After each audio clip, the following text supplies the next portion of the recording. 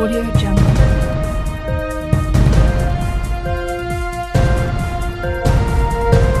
Audio Jungle.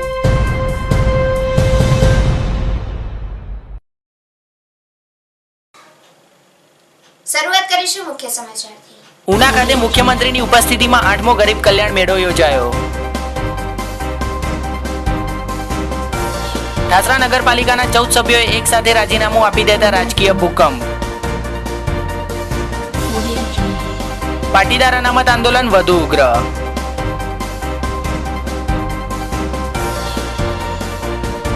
પ્રમુખ ઉપપ્રમુખની term પૂરી થતા ધોરાજી નગરપાલિકામાં યોજાઈ ચૂંટણી.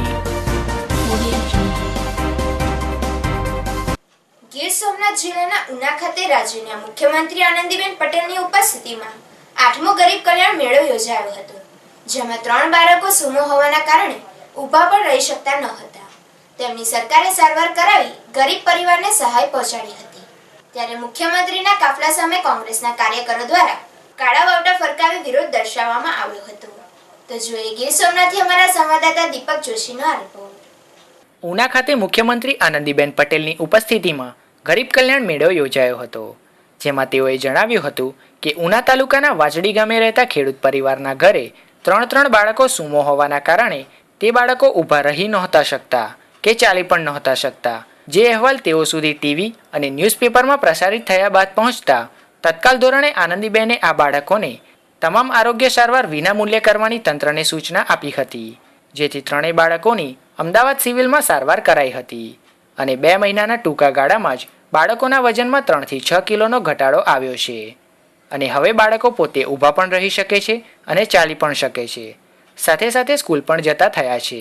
ત્યારે ઉના ગરીબ કલ્યાણ મેળામાં આવેલા સીએમ આ 3 બાળકો પૈકીના એક બાળકને મળ્યા હતા અને જાહેર સભામાં પોતાના મનની વાત કરી હતી. અને એટલા માટે આપણે બધાએ આ પ્રયાસ કરવો જોઈએ કે જેને પણ જરૂરિયાત છે એ જરૂરિયાત એને પ્રાપ્ત કરે. જો પણ જે કોઈ અહીં આવશે એના માટે નહીવત ખર્ચ લઈને સારામાં સારી ઉત્તમ સારવાર આપવા માટેનો એમનો પ્રયાસ શરૂ કર્યો છે. હજુ તો રાજ્ય સરકારે કોઈ મેડિકલ કોલેજમાં યા હોસ્પિટલની અંદર એના ઉપલા માળે છેલ્લે ઉપર હેલીપેડ નથી બનાવ્યું મિત્રો. હેલીપેડ હજુ નથી બનાવ્યું. વીએસ હોસ્પિટલ અમદાવાદની અંદર હેલીપેડ બનાવવા માટે આપણે પ્રયાસ કરી રહ્યા છીએ કે જેથી કરીને હાર્ટ એટેકનો દર્દી અથવા તો રસ્તામાં ઘાયલ થયેલ દર્દીને તાત્કાલિક હેલિકોપ્ટર દ્વારા સીધો જ ઉપર ઉતારી અને નીચે હોસ્પિટલની અંદર એને લઈ જવા એ પ્રકારની વ્યવસ્થાઓ રાજ્ય સરકારે શરૂ કરી છે. અહીં આપણી સામે એક બાળક એમના પિતા આવે. મિત્રો મારી જે વ્યથા છે ને એ આ વ્યથા છે. ગામની અંદર આવા બાળકો હોય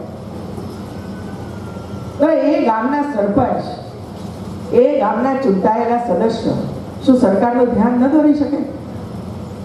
એના માટે પ્રેસની રાહ જોવી પડે આપણે?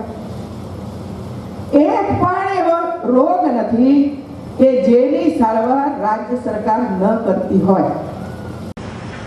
કે આપણા જ ગામની અંદર આવું એક પરિવાર હોય અને એ પરિવાર એના બાળકોની સારવાર ન કરી શકે અને પેપરની અંદર એ આવે કે હું આત્મહત્યા કરવા માટે રજા માંગુ છું કારણ કે મારા બાળકોની સારવાર હું નથી કરી શકતો, એવું પેપરમાં આવે અને રાજ્યના મુખ્યમંત્રી એના ઉપર ધ્યાન આપવું પડે. શું આપણા ગામના વડીલો એના ઉપર ધ્યાન ના આપી શકે? મારી આટલો જ પ્રશ્ન આપ બધાની સમક્ષ મિત્રો. આપ બધા ઘણા બધા બાબતો પર ધ્યાન આપો છો, પણ હું કચ્છની અંદર હતી, સવારના પહોરમાં મેં પેપર વાંચ્યું. એના પિતા, એની માતા, 3 બાળકોના ફોટોગ્રાફ મેં જોયા અને ત્યાં જ મેં ગીર સોમનાથના કલેક્ટરશ્રીને ફોન કર્યો કે ભાઈ તમે અત્યારે જાઓ, એ પરિવારને મળો અને એની શું તકલીફ છે એ ઉપાય છે આપણી પાસે. લાવો સિવિલ હોસ્પિટલની અંદર ડોક્ટરોને બતાવો. ડોક્ટરો પહેલા તો સારવાર કરે, 1 પણ રૂપિયો લીધા વગર સારવાર કરે. એને બીપીએલ કાર્ડ આપો જેથી કરીને એના બાળકોને વગેરેની ખવડાવી શકે અને એની સારવાર કરવામાં આવી. ને આજે મને ખુશી છે કે બાળકો જે બિલકુલ ચાલી નહોતા શકતા એ બાળકો આજે ચાલી શકે છે અને 2 કિલોથી માંડીને 7 કિલો સુધીનું વજન એમનું ઘટ્યું છે. કોઈ ને કોઈ એવા સંજોગો હોય છે મિત્રો. કુદરત છે. કુદરત કોઈ વખતે એના ઉપર દુઃખ મુક્ત હોય છે. જન્મ સમયે કે જન્મ પહેલા DNA ની અંદર કોઈ ફેરફાર થાય, જનીનના તત્વ બદલાય, એને કારણે કોઈ વખતે આવા સંજોગો પેદા થાય છે. અને એટલે ડોક્ટરે શોધી કાઢ્યું કે એના DNA ની અંદર કોઈ ફેરફાર થયો છે અને એને કારણે આ પ્રકારના બાળકોનો પ્રશ્ન ઊભો થયો છે. હવે એ પ્રકારના DNA જ્યારે મળ્યા છે ત્યારે એના ઉપર સંશોધન આપણે કરાવવાનું શરૂઆત કરી છે કે તમે હવે સંશોધન કરો કે એના ઉપર કેવા પ્રકારની દવાઓની અસર થાય કે જેથી કરીને આ બાળકોના વજન વધે નહીં અને આરામથી બાળક એમની જિંદગી પસાર કરી શકે. મેં એમને એ પણ કહ્યું છે કે ઘેર બેઠા બાળકને તૈયાર કરો, શાળાની અંદર જવાનું થાય ત્યારે શાળાની અંદર એને મોકલો, સારી રીતે એને ભણાવશો તો આગળ જતા એ બાળકો સ્વયં પોતાની મેળે જ આગળ વધી શકશે. મિત્રો અહીં ઘણા બધા એવા દર્દીઓ હશે મિત્રો ગુજરાતની અંદર એવું છે જેથી રાજ્ય સરકાર વિના મૂલ્યે સારવાર કરી રહી છે. ત્યારે કોંગી ધારાસભ્યએ ગીર સોમનાથ જિલ્લામાં ફાટી નીકળેલા ભ્રષ્ટાચાર અને કથળેલી કાયદો વ્યવસ્થાની સ્થિતિ સહિત 15 મુદ્દાને લઈ આવેદનપત્ર CMને પાઠવવાની રજૂઆત કરી હતી. પરંતુ તંત્ર દ્વારા ધારાસભ્યની વાતને કાને ન ધરાતા અંતે વિશાળ રેલી સાથે કાળા વાવટા ફરકાવી મુખ્યમંત્રીનું ધ્યાન દોરવા કોંગ્રેસે વિરોધ પ્રદર્શિત કરતા કાળા વાવટા ફરકાવી વિરોધ નોંધાવ્યો હતો. જેમાં ઉનાના કોંગ્રેસના ધારાસભ્ય પૂજાભાઈ વંશ અને ગુજરાત પ્રદેશ કોંગ્રેસના ઉપપ્રમુખ અને પૂર્વ ધારાસભ્ય ધીરસિંહ બારડ સહિત 150 જેટલા કોંગી કાર્યકરોએ CMના કાફલા સામે કાળા વાવટા ફરકાવી સરકાર વિરુદ્ધ નારા લગાવતા કોંગી કાર્યકરોને ગેટ પર જ ગીર સોમનાથ DYSP અને પોલીસ કાફલાએ પકડી અટક કરી લીધા હતા. આપવા માટેની અમે રજૂઆત કરેલી, માનનીય મુખ્યમંત્રીશ્રીનો ટાઈમ માંગેલો, કલેક્ટરને અમે જાણ કરેલી. કલેક્ટર તરફથી અત્યાર સુધી કોઈ પણ પ્રકારની અમને માહિતી આપવામાં ના આવતા અમે કોંગ્રેસ શહેર કોંગ્રેસ અને તાલુકા કોંગ્રેસની આગેવાની નીચે DYSPને આવેદનપત્ર આપ્યું છે. અમે આ લાગણી છે પોલીસે બળપૂર્વક કરી અને અમારી ધરપકડ કરી છે. પ્રજાના પ્રશ્નોને માનનીય મુખ્યમંત્રીશ્રીને આવેદનપત્ર ના આપવા દેવા માટે પોલીસે બળ પ્રયોગ કરીને અમારી ધરપકડ કરી છે અને લોકશાહીનું ખૂન કરવામાં આવ્યું છે. ખેડા જિલ્લાના ઠાસરા ખાતે લોકોએ નગરપાલિકાની કામગીરી વિરુદ્ધ ભારે હંગામો કરતા તેમજ ચૂંટાયેલા કાઉન્સિલરોની રજૂઆતો પર પણ ધ્યાન ન અપાતા આખરે ઠાસરાના ચૂંટાયેલા કાઉન્સિલરોએ સભ્યપદથી રાજીનામા આપી દીધા છે. તો જોઈએ ઠાસરાથી અમારા સંવાદદાતા પ્રજ્ઞેશ ભટ્ટનો આ રિપોર્ટ. ઠાસરા નગરપાલિકામાં પ્રમુખ દ્વારા નગરમાં સફાઈ કામગીરી તેમજ પોતે જ નગરપાલિકાના કામોના કોન્ટ્રાક્ટ પોતાના મળતિયા મારફતે કરાવતા હોવાનો અને ચૂંટાયેલા વોર્ડના સભ્યોના કામો પણ કરતા ન હોય ઠાસરાના નાગરિકોનો પ્રમુખ સામેનો આક્રોશ જોઈ નગરપાલિકાના 14 જેટલા ચૂંટાયેલા સભ્યોએ સભ્યપદેથી રાજીનામું આપી દેતા રાજકીય ક્ષેત્રે ખળભળાટ મચી જવા પામ્યો છે. અમે પ્રમુખ જે જાતે મનસ્વી વહીવટ કરે, કોઈ સભ્યને વિશ્વાસમાં લેતા નહીં અને જે આ કોન્ટ્રાક્ટરના કામ છે એ જુદી જુદી એજન્સીના નામે પોતે કરે છે અને પોતાના વોર્ડની અંદર જ કરે છે. ઠરાવ મીટિંગમાં થાય છે પણ પ્રોસિડિંગ એમની જાતે લખાવે છે. 15મી ઓગસ્ટના દિવસે ગામના વેપારી મહાજન અગ્રગણી ધ્વજવંદનનો કાર્યક્રમ હતો. પ્રમુખને કહેવામાં કે આ અસહ્ય ગંદકી છે, તમે દૂર કરો, તો પ્રમુખે અસભ્ય વર્તન કર્યું. એની અંદર અસભ્ય વર્તનના કારણે પછી છે તે વેપારી મહાજન ખોટે અપશબ્દો વાપરે, એના કારણે બજાર બંધ થયું. એ તો હવે એ લોકોનું કહેવું એવું છે કે લાઠીચાર્જ ના હાથે, પણ એ ખોટી જ વાત છે. એવું જે આજે 18ની ધરપકડ થઈ તો આવેદનપત્ર આપવા અંદર ગયા હતા, એમણે તો લાઠીચાર્જ કર્યો જ નથી. એ તો નિર્દોષ જ છે. એમ મકસદ પ્રજા જોડે રહેવા માંગીએ છીએ અમે, અને વિકાસના કામો બિલકુલ ઠાસરા નગર સેવા સદનમાં થયા નથી. હવે એ તો અમે તો પબ્લિકને ન્યાય આપવા માટે અત્યારે કામ નથી થતું વિકાસના કામ, એને એ તરફી અમે નિર્ણય લઈ લીધો. ઠાસરા નગરપાલિકાની અંદર છેલ્લા કેટલા ટાઈમથી પ્રમુખ અને એના મળતિયાઓ એમની જાતે જુદી જુદી કંપની એના એજન્સીઓના નામ પર એ લોકો એ કામ કરાવે છે અને ખોટા બિલો મેળે છે. એ જ અમારો વધારે તો એ છે. ઠાસરા અમે પહેલેથી લેખિત આપેલું છે તે ઠાસરાની અંદર પહેલેથી ગંદકી ખુદ મારા ઘર અગાડી અત્યારે તમે જોવા જાઓ તો એ ટ્રેક્ટર ભરીને કચરો નીકળશે. એ તો શું અમારા રસ્તા પર કોઈ બી ના સાઈડના રસ્તા એટલા બધા ગંદકીથી એ છે કે ના પૂછે. વારંવાર લેખિત આપવા છતાં પ્રમુખ એમનું મન ફાયું કરે છે. તો બીજી તરફ નગરપાલિકા પ્રમુખ પોતાની જવાબદારીમાંથી હાથ ખંખેરતા હોય તેમ તેમની સાથે સભ્યો પણ એટલા જ જવાબદાર હોય વિકાસના કામોમાં સહયોગ આપવાનું ગાણું ગાતા હતા. તો સભ્યોને રાજીનામું પરત ખેંચવા સમજાવવાની પણ વાત મીડિયા સમક્ષ કરી હતી. એ લોકો એમની રીતે રાજીનામા આપે છે, ફક્ત મારા પર આ ખોટી રીતે પ્રેશરમાં લાવવા માટેની વાત છે. બાકી એ પોતે બી એટલા જ જવાબદાર છે. ઠાસરામાં કદાચ કોઈ કામ અત્યારે ઓછું થયું હોય, વધતા જાય તો એ પોતે નગરપાલિકાના સભ્યોની જવાબદારી છે. પણ ભૂતકાળમાં બી એ લોકો મારા પર અવિશ્વાસ લાવીને આન કેમ પ્રકારના મારા પર પ્રેશર લાયા જ છે. એટલે આ એક 15મી ઓગસ્ટે જે બન્યું એના સંદર્ભે એ લોકો મારા પર ખોટું પ્રેશર લાવવા માટે ગયા. બાકી ઠાસરાના વિકાસમાં બી એમની બી એટલી જ જવાબદારી છે જેટલી મારી છે. એટલે એ રાજીનામા નહીં આપી અને જો ખરા અર્થમાં વિકાસ અર્થતા હોય તો એ લોકોએ મારી જોડે રહી અને ગામના વિકાસ માટે મારી સાથે રહેવું જોઈએ. એ એમને રાજીનામા આપવાની એ રીત ફક્ત મને પ્રેશરમાં લાવવા માટે છે. હું તેમને બોલાવવાનો છું અને સમજાવવાની કોશિશ કરીશ કે ભાઈ આપણો સહિયારો પ્રયાસ હોવો જોઈએ ઠાસરાના વિકાસ માટે. આપણે આટલા કરોડના કામો ઓનલાઈન ટેન્ડર અત્યારે ચાલુ છે. બીજા આ 1 કરોડ ને 47 લાખના તમામ રસ્તાઓ ગામના એ ટેન્ડરની પ્રક્રિયામાં છે. તો આપણે ભેગા મળીને પ્રજા સુધી લઈ જઈશું એ તો એમને સમજાવીશ. અનામતની માંગને લઈને રાજ્યના મહાનગરોથી લઈને તાલુકા કક્ષા સુધી રેલીઓ અને સંમેલનોનો દોર યથાવત છે. ત્યારે ગોધરા, ભરૂચ, દહેગામ જેવા વિસ્તારોમાં પણ પાટીદારોએ મોટી સંખ્યામાં ઉપસ્થિત રહી રેલીઓ કાઢી પોતાની માંગને વેગ આપી જો માંગ નહીં સ્વીકારાય તો આંદોલન વધુ ઉગ્ર બનાવવાની પણ ચીમકી ઉચ્ચારી હતી. તો જોઈએ બ્યુરો રિપોર્ટ. ગોધરા ખાતે અનામત મુદ્દે પાટીદારો દ્વારા વિશાળ રેલી યોજવામાં આવી હતી.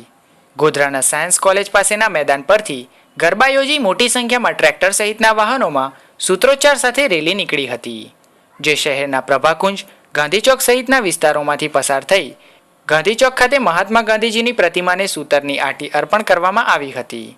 બાદમાં કલેક્ટર કચેરી ખાતે પહોંચી પાટીદારોનો અનામતમાં સમાવેશ કરી અનામતનો લાભ આપવામાં આવે તેવી માંગ કરી નાયબ કલેક્ટરને આવેદનપત્ર પાઠવવામાં આવ્યું હતું. ત્યારે ગોધરા ખાતે પાટીદાર સમાજ દ્વારા યોજવામાં આવેલી આ વિશાળ રેલીમાં પંચમહાલ જિલ્લાના સ્થાનિક પાટીદાર અગ્રણીઓ સહિત 7 તાલુકામાંથી 120 ગામોના અંદાજે 10,000 ઉપરાંત પાટીદારો જોડાયા હતા. રેલીને લઈને પોલીસ દ્વારા શહેરમાં ઠેર ઠેર ચુસ્ત બંદોબસ્ત ગોઠવવામાં આવ્યો હતો.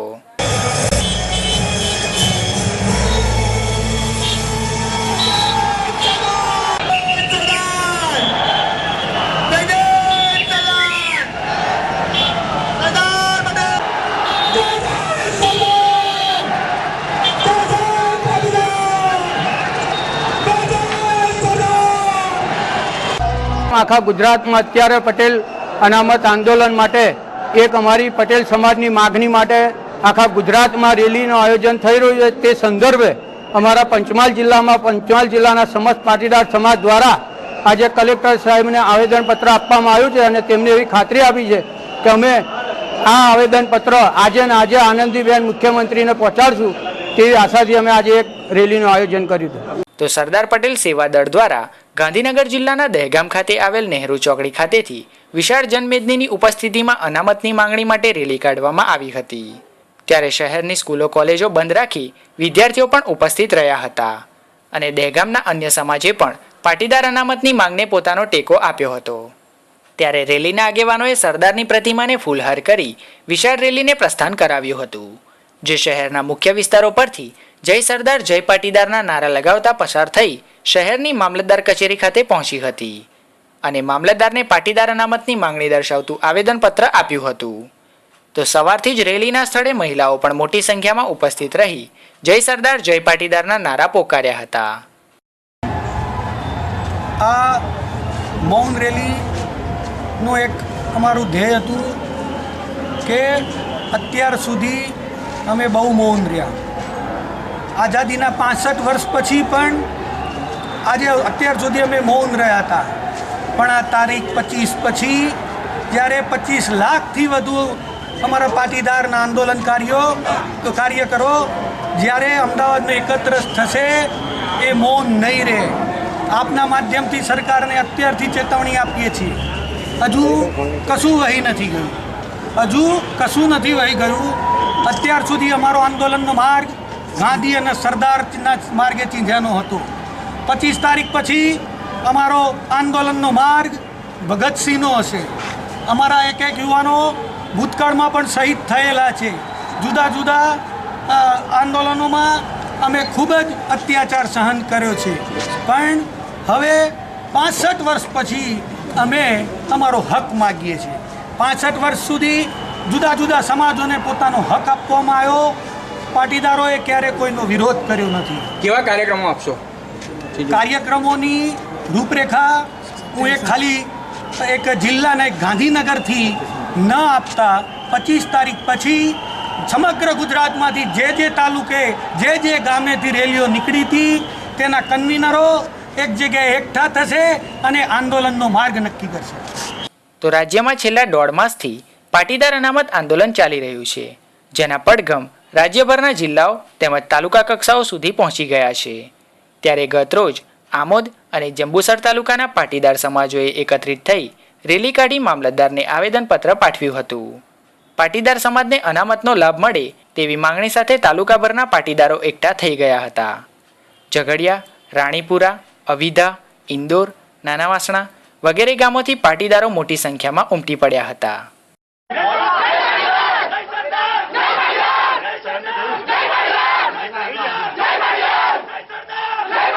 તો રાજ્યમાં હાલ ચાલી રહેલ અનામત આંદોલનના પડઘા ભરૂચમાં પણ પડ્યા છે. પાછલા દિવસોમાં અલગ અલગ જ્ઞાતિઓના આગેવાનો દ્વારા આવેદનપત્રો તંત્રને સુપ્રત કરવામાં આવ્યા હતા.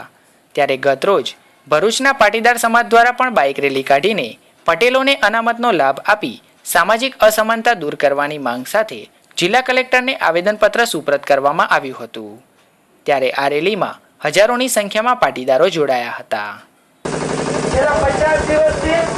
પાટીદાર સમાજ ઓબીસી રોડ પર આવ્યો છે. ઓબીસી તો આપણને મળવાની જ છે. આપણે તો પ્રેમથી લઈશું કે પડાવી લેતા આપણને પણ આવડે છે. સ્પેશિયલ ના મળે એ અમે નહીં સાચી લઈએ એના માટે લડાઈ અમે કરી છે. પાટીદાર સમાજનો 5% કે 10% લોકો સુખી હોવાથી સમગ્ર પાટીદાર સમાજને સુખી કહેવાનું અને 70% લોકો ગામડાઓમાં ગરીબ છે. જ્યારે સાંજે અરે ચૂલો પણ નથી કરતો અને આપણે વાત કરી રહ્યા છીએ બહુ મોટી. છેલ્લા 10 વર્ષની અંદર 6,489 ખેડૂતોએ આત્મહત્યા કરી, એની અંદર 4,489 ખેડૂતો પાટીદારના છે. આજે જે ભરૂચની અંદર રેલીનું અને સભાનું આયોજન કરવામાં આવ્યું હતું. આજે ગુજરાતની અંદર 7 જગ્યાએ રેલી અને સભાનું આયોજન, એમાં ભરૂચમાં પણ હતું ને એમાં હાજરી આપવામાં આવી. એની અંદર અલગ અલગ સંગઠનોના સૌરવે લોકો બી હાજર રહ્યા હતા. જે પ્રમાણે આગળ ગુજરાતમાં કાઉન્ટડાઉન શરૂ થઈ ગયું હોય, 25મી તારીખની રેલી માટેનો છેલ્લો દિવસ છે. હવે પછી કોઈ જગ્યાએ રેલી નથી અને સર્વે લોકો જનજાગૃતિ રૂપે 25મી તારીખે અમદાવાદ આવી રહ્યા છે. 25મી તારીખે 25 લાખ લોકોનું આયોજન છે. ભરૂચમાં સમસ્ત પાટીદાર સમાજ આયોજન અને સર્વે લોકોએ હાકલ કરી છે કે 15-17 હજાર લોકો એ દિવસે અમદાવાદમાં આવશે અને પાટીદાર સમાજને જે ઓબીસીની માંગ છે એના માટેની લડાઈ છે અને લડાઈને સંપૂર્ણ અહિંસાના માર્ગે અમે ચલાવીશું અને આવનારા દિવસમાં પાટીદાર સમાજને ઓબીસીનો લાભ મળે એવા પ્રયાસ કરીશું. આપણી પાસે 100 રૂપિયામાં ગયો 50 રૂપિયા આપે એનાથી અમારે કોઈ મતલબ નહીં. અમારે તો 100 રૂપિયા જોઈએ. ઓબીસી માંગીએ તો પૂરેપૂરી ઓબીસી જોઈએ, 700 કરવામાં નથી જોઈએ. ધોરાજી નગરપાલિકામાં પ્રમુખ અને ઉપપ્રમુખની મુદત પૂરી થતા ચૂંટણી યોજાઈ હતી. તો જોઈએ ધોરાજીથી અમારા સંવાદદાતા અલ્પેશ ત્રિવેદીનો આ રિપોર્ટ. ધોરાજી નગરપાલિકાના પ્રમુખ અને ઉપપ્રમુખની મુદત પૂરી થતાં ધોરાજીની કે.ઓ. શાહ કોલેજ ખાતે ચૂંટણી યોજાઈ હતી, જે ડેપ્યુટી કલેક્ટર ગોવિંદસિંહ રાઠોડના અધ્યક્ષસ્થાને યોજાઈ હતી. જેમાં પ્રમુખ માટે કુલ 2 નામના ફોર્મ ભરાયા હતા. ત્યારે ભાજપના ઉમેદવાર કે.પી. માવાણીને 29 મત મળેલ અને કોંગ્રેસના ઉમેદવાર રફીક બાપુ સૈયદને 6 મત મળ્યા હતા. જ્યારે ઉપપ્રમુખ તરીકે ભાજપના બકુલભાઈ કોટકનું નામ જાહેર કરાયું હતું, જેમને પણ 29 મત મળ્યા હતા. જ્યારે કોંગ્રેસમાંથી જુબેદા નૂર મોહમ્મદને 6 મત મળતા ભાજપના બંને ઉમેદવારોનો વિજય થયો હતો. ઉલ્લેખનીય છે કે પ્રમુખ ઉપપ્રમુખની ચૂંટણીમાં ભાજપના 25 સભ્યો છે, પરંતુ ભાજપના બંને ઉમેદવારોને 29 મત મળતા કોંગ્રેસ પક્ષના 5 સભ્યોએ ભાજપ તરફી વોટિંગ કર્યું હોવાનું જણાઈ આવે છે. પહેલાં તો હું આભાર માનું છું અને પાર્ટીએ જે મારી માટે વિશ્વાસ મૂક્યો છે એ બદલ પાર્ટીનો હું આભાર માનું છું અને મારા સભ્યો અને આગેવાનો શ્રીઓ અને ખૂબ મહેનત મારા માટે કરે છે અને ગમે ત્યારે જરૂર પડશે તે સાથે રાખીને હું ચાલીશ અને સભ્યશ્રીઓનું ખાસ હું કહું છું કે હું સાથે રાખી અને બધાને વિશ્વાસમાં લઈને હું કામ કરીશ. ધોરાજીના જે હાલ પ્રશ્નો છે જે કાદવ કીચડ ગંદકી એના વિશે તો તમે શું પ્રયત્ન કરશો? એની અંદર એવું છે અત્યારે 5 વોટની અંદરમાં ભૂગર્ભ ગટર હતી. એ ગટરની અંદરમાં કાદવ કીચડ છે. ઝીણો ઝીણો વરસાદ આવતો હતો ત્યારે આ વરસાદના હિસાબે કાદવ કીચડ થયું અને ભૂગર્ભ ગટરનો ભાગ છે. આ હવે પાણી પુરવઠા બોર્ડની જવાબદારી હવે ને લોકોને કંઈ ખ્યાલ નથી અને નગરપાલિકા ઉપર નહીં. તોય છતાં નગરપાલિકાએ ટ્રાય કરી અને ટાઈચના ટ્રેક્ટરો ચાલુ કરી દીધા છે. અમે વિશ્વાસ કે લગભગ અમારે પૂર્ણ થઈ જશે. અત્યારે 90% કામ તો પૂર્ણ થઈ ગયું છે. અને ધોરાજીના વિકાસ માટે તમે શું કાર્યક્રમ? ઓલરેડી અત્યારે 26 કરોડના કામ ચાલે જ છે આ વર્ષથી અને અત્યારે કામ ચાલે જ છે. પણ આ લોકો રોડ રસ્તા સિવાયના તમામ કામો અત્યારે નગરપાલિકામાં ચાલુ છે. ગતરોજ ડભોઈ કોર્ટમાં રજૂ કરી કાચા કામના એક આરોપીને રાજપીપળા સબ જેલ ખાતે લઈ જવાતો હતો. તે દરમિયાન ભીડનો લાભ લઈ ભાગી છૂટ્યો હતો, જે આરોપીને ડભોઈ પોલીસે ઝડપી પાડ્યો છે. ડભોઈથી અમારા સંવાદદાતા તુષાર સોનીનો આ રિપોર્ટ. ગત રોજ કાચા કામના એક કેદીને રાજપીપળા સબ જેલમાંથી ડભોઈ કોર્ટમાં રજૂ કરવા માટે લવાયો હતો. બાદમાં કોર્ટની કાર્યવાહી પૂરી થઈ જતા પોલીસ જાપ્તા સાથે રાજપીપળા સબ જેલ પાછો લઈ જવાતો હતો. તે દરમિયાન ભીડનો લાભ લઈ બસમાં ચડતી વખતે પોલીસને ચકમો આપી ભાગી છૂટ્યો હતો. ત્યારે ડભોઈ પોલીસને મળેલી બાતમીને આધારે આ શખ્સને મોતીપુરા ગામના બસ સ્ટેન્ડ નજીક કોર્ડન કરી ઝડપી પાડવામાં આવ્યો હતો. ડભોઈ પોલીસ સ્ટેશનના 2 ગરફોડનો આરોપી કાચા કામના કેદી તરીકે ગઈકાલે બપોરના ટાઈમે કોર્ટમાં રજૂ કરવામાં આવેલો, ત્યારે નર્મદા પોલીસના જાપ્તામાંથી બપોરના ટાઈમે નાસી ગયેલો. ત્યારબાદ અત્રેના પોલીસ ડી સ્ટાફ તથા અધિકારીઓએ એની શોધખોળ કરેલી અને વોચમાં રહેલા. તે દરમિયાન ડભોઈ પોલીસ સ્ટેશનના ડી સ્ટાફના કોન્સ્ટેબલ વિજયભાઈને માહિતી મળતા આ વિજય જોગી ઉર્ફે સલાટ, જે કાળી તળાવડીનો રહેવાસી હોય, જે સવારના ટાઈમે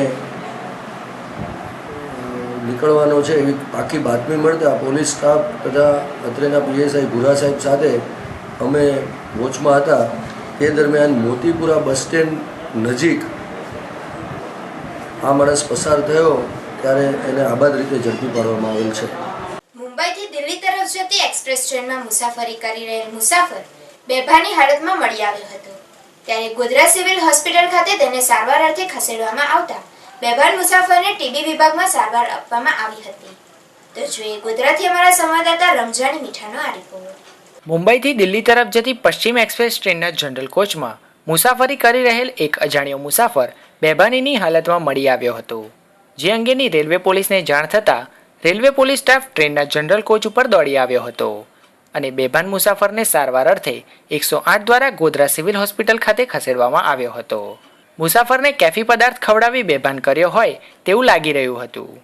ત્યારે અજાણ્યા મુસાફરની તપાસ કરતા તેના પર્સમાંથી બાંદ્રાથી દિલ્હી તરફની ટિકિટ મળી આવી હતી. તે સિવાય રહેણાંક પુરાવા ન મળતા રેલવે પોલીસે મુસાફર ભાનમાં આવે તેની રાહ જોઈ રહી હતી.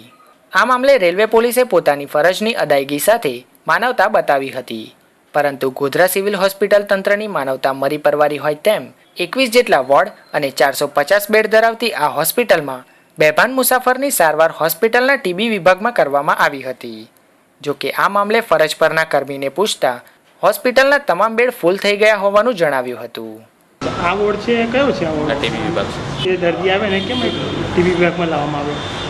અનનોન છે એટલે અને ફ્લોર બેડ બધા પૂરા થઈ ગયા છે. આ લોકો માટે અલગ વોર્ડ હોય છે, તને ટીબી વિભાગ કેમ લાવે? અત્યારે બધું સેક્શન ફૂલ બેડ થઈ ગયેલા છે. અહીંયા ખાટલા જ ફૂટી ગયા છે કે જેથી પેશન્ટ નીચે પૂરા ઉપર ફૂલ બેડ આપવું પડે છે. એટલે ટીબી વિભાગ સિવાય બીજી કોઈ જગ્યા નથી તાત્કાલિક વિભાગ કોઈ દર્દી આવે તો? ના, બીજા તો કંઈ મૂકતા નથી. બીજા પેશન્ટ આવે એના માટે બી જગ્યા છે. ના, મુસાફર છે બેહોશીની હાલતમાં એને લાવ્યા છે, ટીબી વિભાગમાં કેમ લાવ્યા? ટીબી વિભાગમાં કારણ કે અહીંયા ફ્લોર બેડ પૂરી થઈ ગઈ છે. આ પેશન્ટ અનનોન છે, આની જોડે કોઈ છે નહીં. પશ્ચિમ એક્સપ્રેસ આવતા એક પેસેન્જર જનરલ ડબ્બામાં મુસાફરી કરતા હતો. તે દરમિયાન એને બેહોશ જેવો લાગતા પેસેન્જરોએ તેને નીચે ઉતારેલ અને તે દરમિયાનમાં આરપીએફ પહોંચી ગયેલ. અમે બી જાણ થતાં અમે બી સ્થળ પર પહોંચી ગયેલ અને 108 આવી ગયેલી. તે દરમિયાનમાં 108માં અમે ગોધરા સિવિલ હોસ્પિટલમાં લાવીને એડમિટ કરેલ છે અને એની બાંદ્રાથી દિલ્હીની ટિકિટ હતી. મુસાફર બાંદ્રાથી દિલ્હી તરફ જઈ રહેલ હતો. આગળની કોઈ વિગત મળેલ નથી. હાલમાં તપાસ ચાલુ છે. ડભોઈના અંબાવ ગામના પાટિયા પાસેથી વિદેશી દારૂ સહિત એક બાઇક ચાલકની ધરપકડ કરવામાં આવી હતી. તો જોઈએ ડભોઈથી અમારા સંવાદદાતા તુષાર સોનીનો આ રિપોર્ટ. ડભોઈ પોલીસને બાતમી મળી હતી કે પલ્સર મોટરસાયકલ પર એક બાઇક ચાલક ઇંગ્લિશ દારૂની હેરાફેરી કરે છે, જેને લઈને ડભોઈ પોલીસ સ્ટાફ વોચમાં હતો. તે દરમિયાન Pulsar bike number GJ6 JB0441 પર બાઇક ચાલક આવતા તેની પૂછપરછ હાથ ધરવામાં આવી હતી. સાથે સાથે તેની પાસેના એક થેલાની તપાસ કરતા 8 બિયરના ટીન તેમજ વિદેશી દારૂની 12 બોટલ મળી આવી હતી, જેથી પોલીસે તમામ મુદ્દામાલ કબજે લઈ આરોપીની ધરપકડ કરી વધુ તપાસ હાથ ધરી છે. અમોને સાંજના અમારા બાતમીદારથી બાતમી મળેલ કે પ્રોહી મુદ્દામાલ અંગેની, જે કે ઉડા ગામે રહેતો દીપક છે એ વિદેશી દારૂ લઈ અને પોતાની મોટરસાયકલ ઉપરથી ઉડા ગામ તરફ આવી રહ્યો છે. જે બાતમી આધારે અમો તથા પીઆઈ સાહેબ તથા પોલીસ સ્ટાફના માણસો અંબાવ પાટિયા ઉપર પ્રોહી વોચમાં ઊભેલા. દરમિયાન સદર નંબરવાળો ઇસમ આવતા તેને પકડી પાડેલો અને તેની પાસે એક થેલો મળેલો આગળના ભાગે મૂકેલો. જે થેલામાં તપાસ કરતાં દારૂની બોટલો તથા ટીન બિયર મળેલા, જે મળે કુલ 5600નો દારૂ તથા 40,000ની મોટરસાયકલ. તમામ મુદ્દામાલ કબજે કરી અને આગળની રિમાન્ડની કાર્યવાહી ચાલુ છે. કોંગ્રેસ અધ્યક્ષ સોનિયા ગાંધીના રાજકીય સલાહકાર અને કોંગ્રેસના સચિવ અહેમદ પટેલનો 67મો જન્મદિવસ ગત રોજ ભરૂચ કોંગ્રેસના કાર્યકરો દ્વારા ઉજવવામાં આવ્યો હતો. તો જોઈએ ભરૂચથી અમારા સંવાદદાતા અવી સૈયદનો આ રિપોર્ટ. કોંગ્રેસ અધ્યક્ષના રાજકીય સલાહકાર, સચિવ અને ભરૂચના પનોતા પુત્ર અહેમદ પટેલનો 67મો જન્મદિવસ ગત રોજ ભરૂચ કોંગ્રેસ કાર્યાલય ખાતે ઉજવવામાં આવ્યો હતો. ત્યારે આ ઉજવણીના ભાગરૂપે નારી સંરક્ષણ કેન્દ્ર તથા રિમાન્ડ હોમ અને કલરવ સ્કૂલ ખાતે ભોજન કરાવવામાં આવ્યું હતું. તો કોંગ્રેસ કાર્યાલય ખાતે કાર્યકરો દ્વારા ચોકલેટો વહેંચી ફટાકડા ફોડી ઉજવણી કરવામાં આવી હતી અને અહેમદ પટેલના દીર્ઘાયુની શુભેચ્છા પાઠવવામાં આવી હતી. તો જન્મદિન કાર્યક્રમમાં કોંગ્રેસના આગેવાનો સહિત કાર્યકરો મોટી સંખ્યામાં ઉપસ્થિત રહ્યા હતા. રાષ્ટ્રના આઝાદીમાં કોંગ્રેસ પક્ષનો સિંહ ફાળો છે. સમગ્ર વિશ્વમાં સૌથી મોટી લોકશાહી ધરાવતો દેશ ભારત છે અને આઝાદીકાળથી લઈને આજ સુધી કોંગ્રેસ પક્ષનો જે ઇતિહાસ છે એ ઇતિહાસને આજે યોગ્ય રીતે ઉલ્લેખ કરવામાં જેનું યોગદાન છે એવા રાષ્ટ્રીય નેતાઓના પગલે માન્ય શ્રી અહેમદભાઈ પટેલ, સોનિયા ગાંધીના રાજકીય સચિવશ્રીનો આજે જન્મદિન છે. જિલ્લા કોંગ્રેસના પ્રમુખશ્રીના નેજા હેઠળ ભરૂચમાં અત્યારે રિમાન્ડ હોમમાં 50 જેટલા બાળકોને ભોજનના કાર્યક્રમમાં અહીંયા આ નિમિત્તે અમે સૌ ઉપસ્થિત રહ્યા છે અને શુભેચ્છા પાઠવીએ છીએ અહેમદભાઈને. તેઓના પગલે નેતાઓ અને કાર્યકરો અને આગેવાનો અને સમાજના અગ્રણીઓ ચાલે એવી અમે સૌ શુભકામના સાથે શુભેચ્છા પાઠવીએ છીએ. સોનાના ભાવમાં એક ધારો વધારો થઈ રહ્યો છે, જ્યારે ચાંદીના ભાવમાં ઘટાડો જોવા મળી રહ્યો છે. તહેવારોની સિઝન ધ્યાનમાં રાખીને જ્વેલર્સ દ્વારા નવી માંગ આવતા અને ગ્રાહકોએ પણ ઘટ્યા ભાવે ખરીદી શરૂ કરતા સતત 10મા દિવસે સોનાના ભાવમાં વધારો જોવા મળ્યો હતો. તો જોઈએ રાજકોટથી અમારા સંવાદદાતા ભરત બરડવાનો આ રિપોર્ટ. સોનાના ભાવમાં એકાએક વધારો થઈ રહ્યો છે, જ્યારે ચાંદીના ભાવમાં ઘટાડો જોવા મળી રહ્યો છે. તહેવારોની સિઝનને ધ્યાનમાં રાખીને જ્વેલર્સ દ્વારા નવી માંગ આવતા અને ગ્રાહકોને પણ ઘટ્યા ભાવે ખરીદી શરૂ કરતા સતત 10મા દિવસે સોનાના ભાવમાં વધારો જોવા મળ્યો હતો. ત્યારે બુલિયન બજારમાં સોનાના પ્રતિ 10 ગ્રામના ભાવ વધીને 26,335 રૂપિયા બોલ્યો હતો. પાછલા 9 દિવસમાં સોનાના ભાવમાં 1330નો વધારો થયો હતો, જ્યારે ચાંદીના ભાવમાં ₹650નો ઘટાડો થતાં પ્રતિ કિલોગ્રામે ભાવ ઘટીને ₹35,000 થઈ ગયો હતો. જેમાં પાછલા 3 દિવસમાં ચાંદીના ભાવમાં ₹1100નો ઘટાડો થયો છે. મુખ્ય સમાચાર ફરી એકવાર. ઉના ખાતે મુખ્યમંત્રીની ઉપસ્થિતિમાં 8મો ગરીબ કલ્યાણ મેળો યોજાયો. ઠાસરા નગરપાલિકાના 14 સભ્યોએ એક સાથે રાજીનામું આપી દેતા રાજકીય ભૂકંપ. પાટીદાર અનામત આંદોલન વધુ ઉગ્ર.